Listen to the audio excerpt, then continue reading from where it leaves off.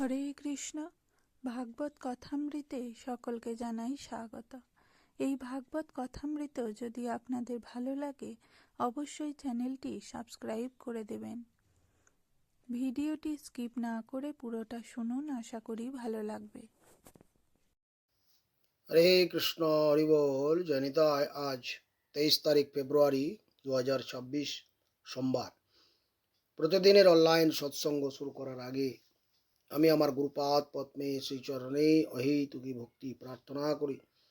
ভক্তি সিদ্ধান্ত সরস্বতী গোস্বামী প্রভুপাদে শ্রী চরণান্তিকে শত কোটি ভক্তিপূর্ণ প্রণাম জানাই। শ্রী শ্রী শ্যামদাস বাবা চরণে দণ্ডবত প্রণাম এবং অহেতুকী কৃপা ভিক্ষা করি। সমস্ত গৌরাঙ্গ পরিবারের সকল ভক্তকে জানাই দণ্ডবত প্রণাম, সকলের কাছে আশীর্বাদ প্রার্থনা করছি। বন্দে গুরুপদদ্বন্দ্বম ভক্তবৃন্দ সমন্বিতম শ্রীচৈতন্য প্রভুম বন্দে শ্রীনিত্যানন্দ সহোদিতম শ্রীনন্দনন্দনং বন্দে শ্রীরাধিকা চরণোদয়ম গোপীজন সমায়ুক্তং বৃন্দাবনং মনোহরম অজানুলম্বিত ভুজৌ কনকাবদাতৌ সংকীর্তনৈকপিতরৌ কমলায়তাক্ষৈ বিশ্বম্ভরো দ্বিজবরো যুগধর্মপালৌ বন্দে জগৎপ্রিয়করৌ করুণাবতারৌ নমামি গঙ্গে তব পাদপঙ্কজম সুরাসুরৈর্বন্দিত দিব্যরূপম ভুক্তিম চ মুক্তিম চ দদাসি নিত্যম ভবানুরূপে সদা নরনম ध्येयं सदा परिभवग्नम् अभीष्टतोऽहं तीर्थास्पदं शिवविरिञ्चिनुतं शरणं प्रणतपालं भवाब्धिपोतं वन्दे महापुरुषते चरणारविन्दम् भागीशजस्य वदने लक्ष्मीर्यस्य च वक्षसि यस्यस्तेदसंवित्तं निसिंहमहं भजे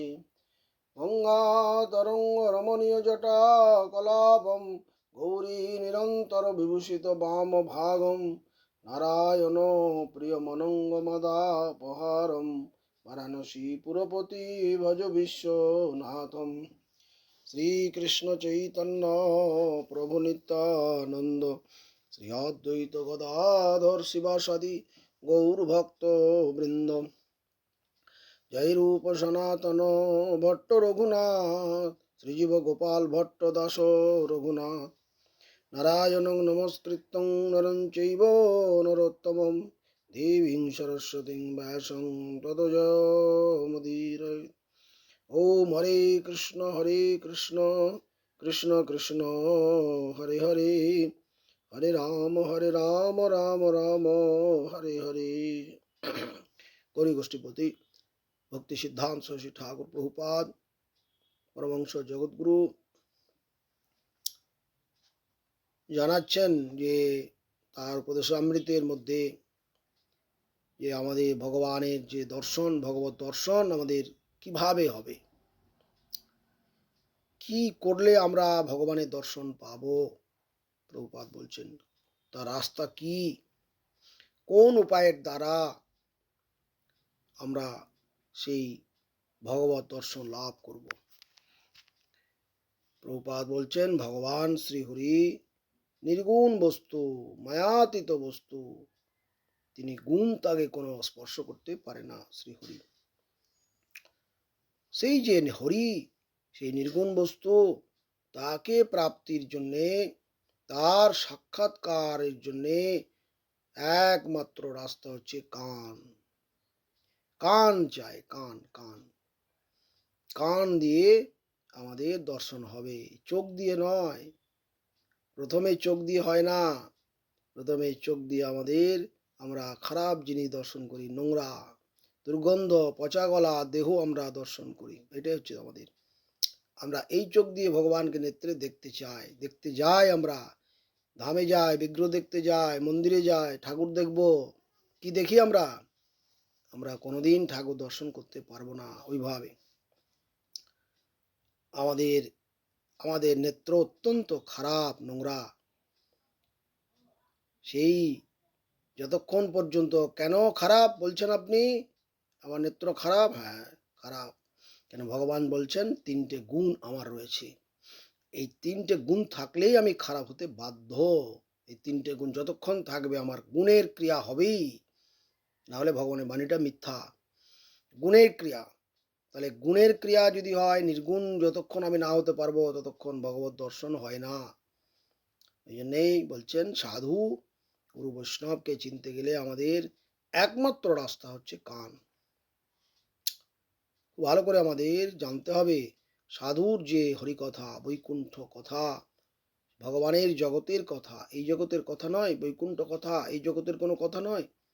বৈকুণ্ঠ কথা অলৌকিকের শক্তি আছে। ভগবানের কথা সাধু যখন বলেন সেই কথার মধ্যে অলৌকিক শক্তি আছে।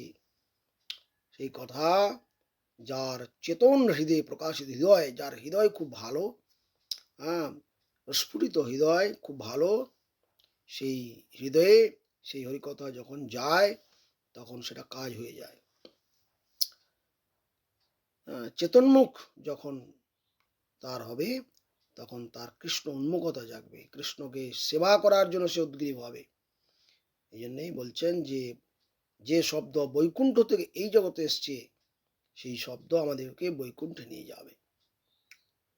তাহলে বৈকুণ্ঠ শব্দ আমরা যদি সেই রকম চিত্তে শ্রবণ করি তাহলে আমাদের ওই কথাই আমাকে বৈকুণ্ঠে নিয়ে চলে যাবে, চিন্তার কিছু নেই।